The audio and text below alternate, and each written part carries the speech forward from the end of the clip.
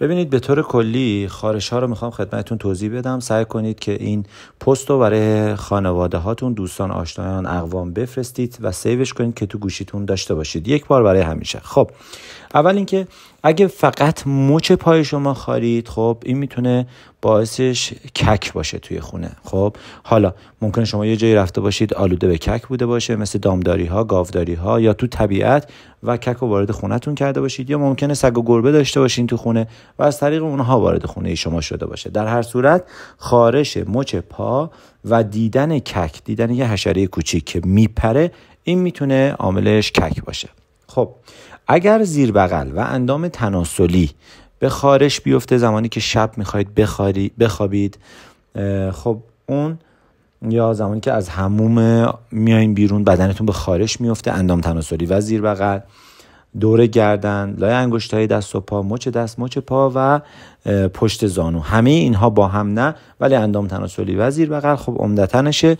اگر این باشه یعنی که حشره به نام بندپایی به نام گال یا همون اسکابی رفته زیر پوست شما، و شما اونو نمیبینی، پس اون وقت گال دارید. خب حالا میایید میگید که فقط کجا میخوره؟ دستم میخوره و پام میخوره، بازو، جلو بازو، پشت بازو، ساعد، روی ران پا، پشت ران و ساق پا. اگر اینجاها خارید که زمانی که نصف شب از خواب بیدار شدی دیدی بدنت میخوره، اینجاهایی که گفتم، یا اینکه صبح که از خواب بیدار میشی بدنت میخوره، این یعنی این که شما توی خونتون ساس دارید.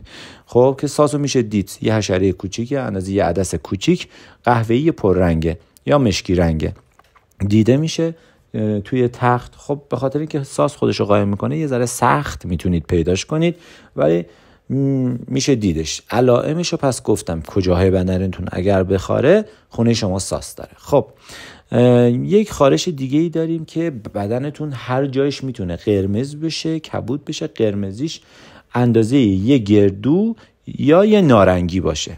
خب روی سینه، روی شکم، پشت کمر میتونه این اتفاق بیفته. اون وقت شما کنه آرگاس دارید، به احتمال زیاد کبوتر یه جای خونتون لونه کرده و توی خونه شما کنه وجود داره. این هم یه علتش. یه کنه دیگه داریم که تو خود پوست هستش، تو کلشو میکنه تو پوست ولی بدنش بیرون میمونه، دیده میشه.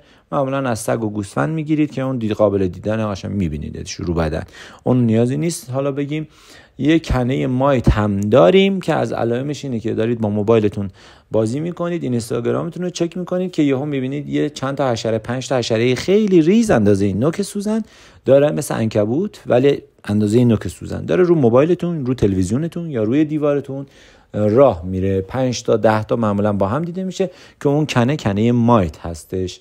اون هم میتونه یک سوزش های سوزنی شکل در تمامی نقاط بدن ایجاد کنه.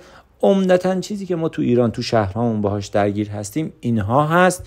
خب عمدتاً گفتم. خب برای درمان گال لوسیونی تهیه دیدیم. این لوسیون رو شما 3 روز به بدنتون میمالین و کامل گال بدن شما برطرف میشه.